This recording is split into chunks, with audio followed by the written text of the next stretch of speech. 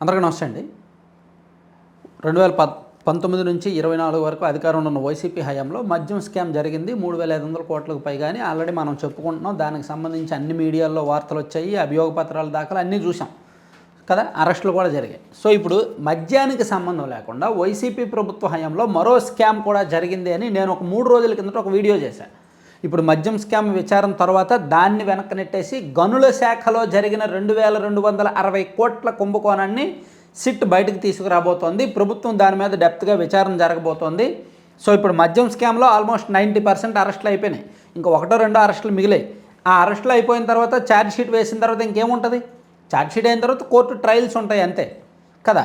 So ఆ case ఇంక వెనక్కి వెళ్ళిపోద్ది, లైన్లో ఉండదు. సో నెక్స్ట్ గనుల శాఖలో జరిగిన కుంభకోణం బయటకు రాబోతోంది. దీనిలో కూడా ఆల్రెడీ అప్పట్లో వెంకటరెడ్డి గారిని అరెస్ట్ చేశారు. ఆయన నుంచి కొంత వాంగ్మూలం సేకరించారు. సో ఎవరి నుంచి ఎవరెవరు ఎంతెంత చేతులు మారిందనేది తీసుకున్నారు. దీని మీద కూడా ఒక పెద్ద దర్యాప్తు జరగబోతోంది. అయితే గనుల శాఖలో కుంభకోణం జరిగినప్పుడు గనులంటే గ్రానైట్ ఉండొచ్చు, ఇసుక ఉండొచ్చు, లేదా క్వాడ్జ్ ఉండొచ్చు, సున్నప్రాయి ఉండొచ్చు, ఏదైనా ఉండొచ్చు కదా. సో ఇక్కడ నెల్లూరు జిల్లాలో ఉన్న క్వాడ్జ్ పెద్ద కీలకం కాబోతోంది. అలాగే సిలికా శాండ్ ఇది కీలకం కాబోతోంది. ఈ 2 అంశాల్లో జరిగిన స్కామే నెక్స్ట్ బయటకు తీసుకురాబోతున్నారనమాట. అలాగే అప్పట్లో ఇసుక తవ్వకాలకు సంబంధించి జేకే అండ్ ఇంకో కొంతమందికి ప్రతిమ వాళ్ళకి ఇచ్చారు కదా. సో వాళ్ళు కూడా రాయల్టీ కట్టలేదు అనేది కొన్ని ఆరోపణలు ఉన్నాయి. దాని మీద కూడా దర్యాప్తు చేయబోతున్నారు.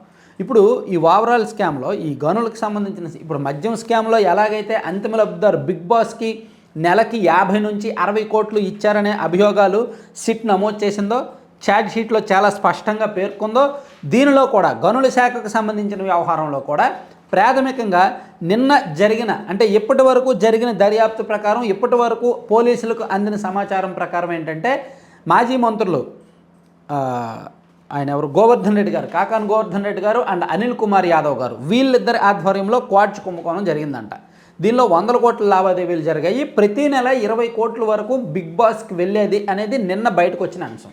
ఇదంతా ఎలా బయటకు వచ్చిందంటే అప్పట్లో అనిల్ కుమార్ గారు అండ్ కాకాని గోవర్ధన్ రెడ్డి గారి దగ్గర ఇద్దరి దగ్గర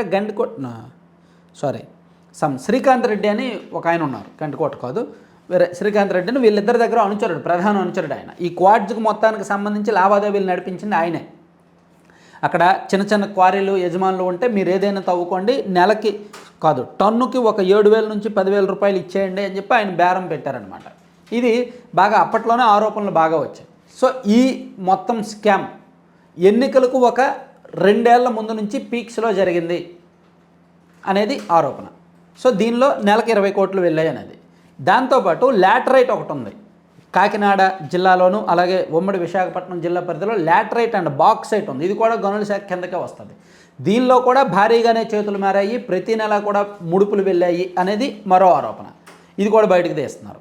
దాంతోపాటు ఈ ఏరియా వైజ్ కొన్ని ఇప్పుడు నెల్లూరు జిల్లా గూడూరు అటు సైడ్ సిలికా శాండ్ బాగా ఫేమస్. అలాగే రాష్ట్ర వ్యాప్తంగా ఎక్కడికక్కడ ఫేమస్ అయిన గనులు ఉన్నాయి.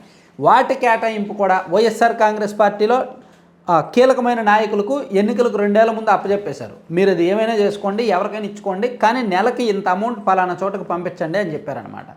అలా ఈ లీజులు ఇచ్చేశారు. సో దీని నుంచి కూడా ఓవరాల్గా దీనిలో కూడా నెలకు సుమారుగా ఒక 50 కోట్ల వరకు వెళ్ళింది అనేది ఆరోపణ. ప్రాథమికంగా పోలీసులకు తెలిసిన అంశం. అటువైపు లిక్కర్లో 50 నుంచి 60 ప్రతి నెల, ఇప్పుడు దీనిలో కూడా 50 నుంచి 60. సో చాలా బ్యాలెన్స్గా, చాలా జాగ్రత్తగా, చాలా చాకచక్యంగా ఈ గనుల శాఖలో కూడా కుంభకోణం జరిగిందని ప్రాథమికంగా వీళ్ళకి వాంగ్మూలాలు వచ్చాయి, ప్రాథమిక ఆధారాలు కూడా దొరికాయి.